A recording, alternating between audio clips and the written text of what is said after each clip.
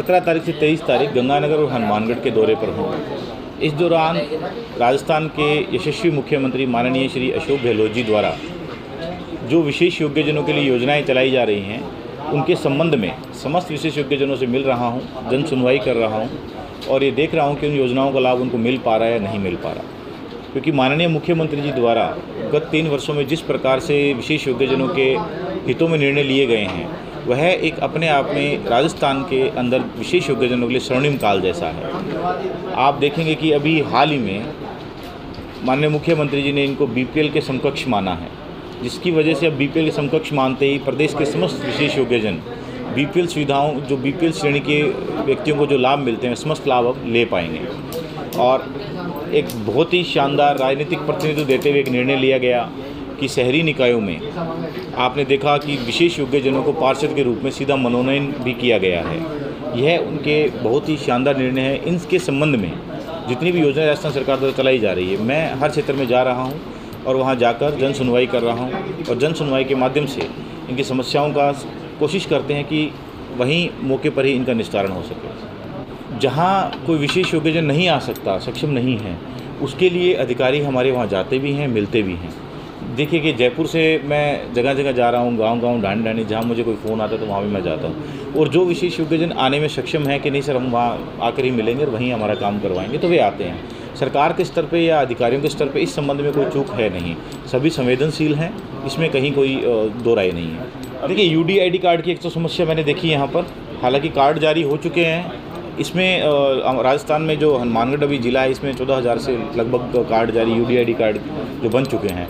इसमें क्या एक प्रोसेस है, कार्ड बनने के बाद जो है वो कुछ एड्रेस की समस्या हो जाती है कई बार, तो डिलीवर जब होना होता तो वो वहाँ नहीं हो पाता, तो वापस वो वहाँ दिल्ली सेंट्रल गवर्नमेंट के पास चला जाता है, वापस फिर वो हमारे सीएमएचओ लेवल पे आता है, सीएमएचओ फिर उसको उनके घर तक पहुँचाता है। तो थोड़ी इस प्रक्रिया के अंदर वो ये मान लीजिए कि एड्रेस की वजह से या कुछ और कारणों से वो पहुँच नहीं पाता उनके पास, तो ये एक समस्या उनकी मैंने सुनी है। दूसरा, कुछ मैंने देखा कि यहाँ लोन के संबंध में समस्या थी कि हम लोग अप्लाई करते हैं पर हमें लोन नहीं मिलता। जैसे हमारे एक सज्जन यहाँ हैं, उन्होंने कहा कि मुझे ई रिक्शा की ज़रूरत है, पर मैंने फ़ाइल लगाई, मुझे लोन नहीं मिल पाया।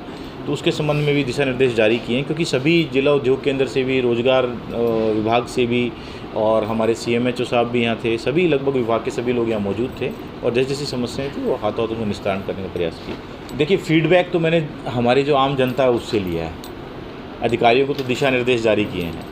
जो हमारे जो भाई बहन यहाँ सब आए हैं, इन्होंने अपनी जो समस्याएँ बताई, उसके आधार पर मैंने दिशा निर्देश जारी किए। और विशेष तौर पर जो दिशा निर्देश मैंने जारी किए हैं वो यही किए हैं कि जहाँ भी सरकारी ऑफिसेज़ में कोई विशेष योग्यजन जाता है तो उसको प्राथमिकता से सुना जाए, उसे इंतज़ार ना करवाया जाए। यदि आप बहुत व्यस्त हैं तो एक अलग बात है, अदरवाइज़ आप इनको इंतज़ार नहीं करवाएं, तुरंत इनकी समस्या इनसे मिले और निस्तारण करके इनको यहाँ से फ्री करें। लगभग सरकारी भवन जो है वो सुगम्य हो रहे हैं। आप इसी भवन में भी आए होंगे तो आपने देखा होगा बाहर एक रैंप की सुविधा है, व्हील चेयर है, सारी व्यवस्थाएँ हैं। धीरे धीरे सरकारी भवनों का जो है वो सुधार हो रहा है। तो अब राजस्थान में ज़्यादा नहीं है, लगभग 5-10-20% ऐसे होंगे जहाँ पर अभी सुगम्य भारत अभियान के तहत इस पर कार्य चल रहा है। विशेष योग्यजनों के लिए विशेष योग्यजन, आपको मैं बता दूं कि राजस्थान सरकार जब स्पेशली एबल्ड बोलती है, विशेष योग्यजन बोलती है, तो विशेष रूप से योग्य व्यक्ति हैं। इन्होंने बहुत से अलग अलग कीर्तिमान स्थापित किए हैं। कोई आईएएस बना है, कोई आरएएस बना है, कोई स्पोर्ट्स में आप देख रहे हैं, पैरा खिलाड़ी आज आप देख रहे हैं, गोल्ड हमारे लिए लेकर आ रहे हैं, आप रजत पदक हमारे लिए लेकर आ रहे हैं, अलग अलग तरीके के आपने सब चीज़ें देखी हैं। तो विशेष योग्यजन किसी भी प्रकार से मैं ये मानता हूँ कि कमज़ोर नहीं है, वे समाज की प्रेरणा के रूप हैं और वे प्रेरणा के रूप में रहते हैं। और मैं सभी विशेष योग्यजन भाई बहनों को कहूँगा कि आप लोग खुश रहें। यदि आपको कोई समस्या आती है तो आप मुझे बताएं और सरकार की जो योजनाएं हैं वह हर निःशक्त व्यक्ति को सशक्त करने की दिशा की ओर अग्रसर है। मुक्ता की जहाँ तक बात है, मैं तो खुद इस पीड़ा से गुजरा हूँ। 1999 में मुझे करंट लगा था। करंट लगने के बाद मैंने अपने पाँव के पंजों को खो दिया था और हाथ की उंगली मेरी उसमें चली गई थी। मैं खूब बड़े इस दौर से गुजरा हूँ। तो भावुक तो स्वाभाविक है कि जब आप अलग अलग अवस्था में व्यक्तियों से मिलते हो, फिर मानव जीवन है और नैतिकता है, तो फिर ये तो स्वाभाविक है।